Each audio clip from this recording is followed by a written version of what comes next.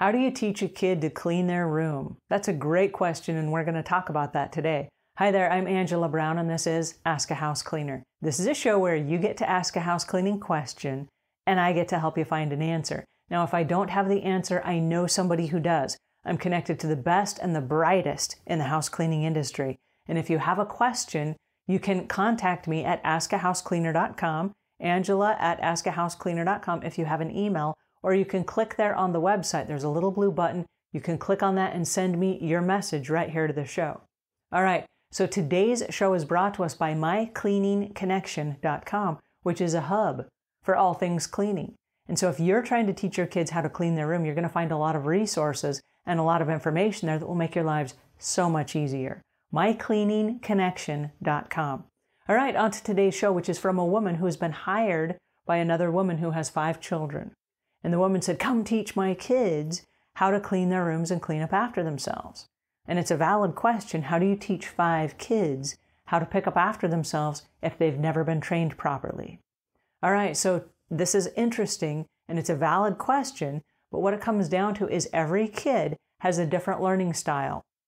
Some kids listen and they pick up what you say because they heard it correctly. There are some kids that are visual. They got to see you do it. And then they connect the dots and go, oh yeah, I can do that. And then there are kids, they have to feel the clean. Like, oh yes, I feel that this is so clean.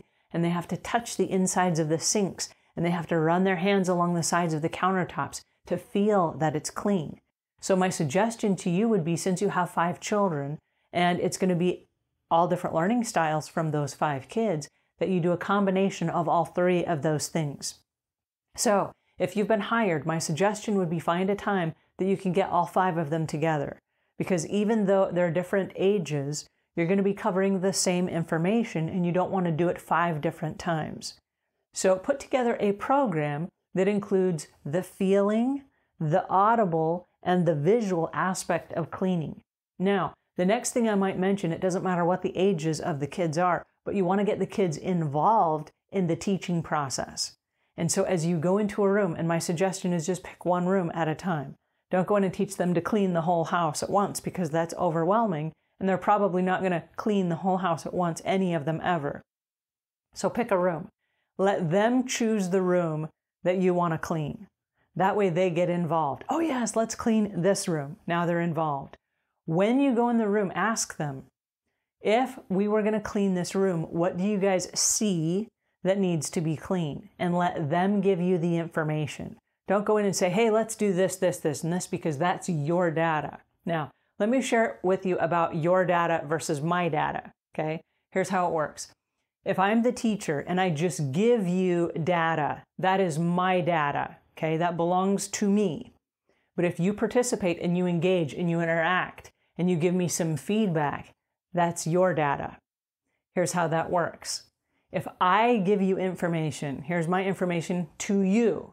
You can argue with that all you want. You can say, well, that lady's crazy. That data doesn't mean anything to me. But once you get involved, once you start sharing your data back, that's your data. People will never argue with their own data. They'll argue with someone else's data, but they will not argue with their own. Does that make sense? Okay, so you want to go in and you want to say, hey, what do you guys see that we need to pick up? Let them give you their data. What is the best way we can pick this stuff up? Out of the 5 of you, who has the best solution on picking this stuff up? And let them show you what their solutions are. Now, as we put this stuff away, who has the best solution for putting this stuff away? Let them give you their data. They will show you, they will jump through all kinds of amazing hoops that their mother does not know that they have. They know how to pick up the stuff. They know how to fold it. They know how to put it away. Watch them. And if there's something that you can tweak, that's really great. I like this idea. There's one way we can do it a little bit faster. You want to see how to do it? And have them go, yeah, that's cool. Show me how. And then you might highlight something that they did that's excellent, that will work. Hey, this is an excellent approach. Let's do this. Do we all agree this is the new way we're going to hang this up? Do we all agree this is where this goes? Let them all give you their data. Let them buy in to what it is you're selling them, and what you're selling them is a clean room. Once the room is clean, how will you know the room is clean? Let them tell you. Let them tell you how they will recognize the room is clean, because that goes back to the feeling part of it. When I walk in my room and my room feels clean, what does that feel like? Let them tell you. Because if you give them your data, they won't recognize it when it hits them. But if they give you their data, they will recognize it because that's their data. Okay, so now that you have come to some agreements on what the room is going to be and how the room is going to be cleaned and what systems or methods or whatever you're going to use, there has to be some kind of a time schedule. Because if I say you go clean your room, what does that mean? By when? For how long? At what point does my room become clean? And so it's going to have some kind of a time frame. Like every night at 6 p.m., your room must be clean. And along with that must come an inspection. And if the parents are not in a position to do an inspection, you can have the kids do an inspection on each other. And so you can say, this week, this person is in charge of inspecting the rooms every night at 6 o'clock. The next week, and it rotates, this person is in charge of inspecting all the rooms at 6 o'clock. The next week, this person is in charge. And you have the same formula that everyone follows. And so what you might do is you might put together a checklist that has the elements they have created. Now, I did not say the elements you have created. I said the elements they have created. Okay? This is their data. So the elements they have created, and you put that together on a worksheet, and you buy a clipboard as part of your investment into this family because they're paying you for your time to do the training. You buy them a clipboard, provide them, say, 10 or 15 of these sheets. And so every week there's a new person, and you can write the names. This week, Julio is in charge of the inspections. Next week, it's going to be Anna or whatever. And you can write their names at the top, and you can put the date on them at what point they become the inspector. So this becomes fun. It becomes a game. And you might even install the blue ribbon thing that we've been doing for years with kids, where you have a contest and the person who has the cleanest room gets a blue ribbon. And so you can buy the packs of blue ribbons on Amazon and whatever, and I will put links to them in the show notes. You can also buy them at the learning supply stores. And so they're inexpensive. They end up being about $1 a piece. And the person who has the cleanest room at, let's say, the end of the week gets a blue ribbon. So you're going to have people fighting to try to clean their rooms, to have the cleanest room, so that at the end of the week, they win the blue ribbon.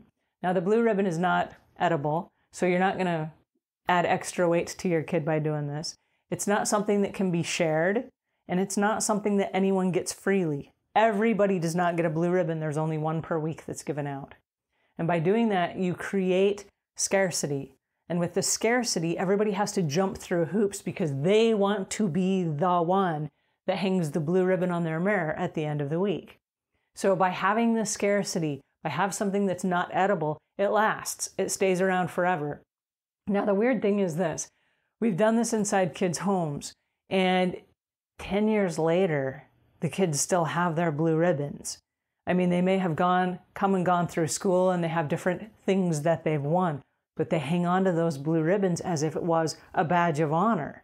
And so you want to make sure that the kids are recognized and in an honest way. I say an honest way, not everybody gets a blue ribbon because it dilutes the value of trying to fight to get that blue ribbon.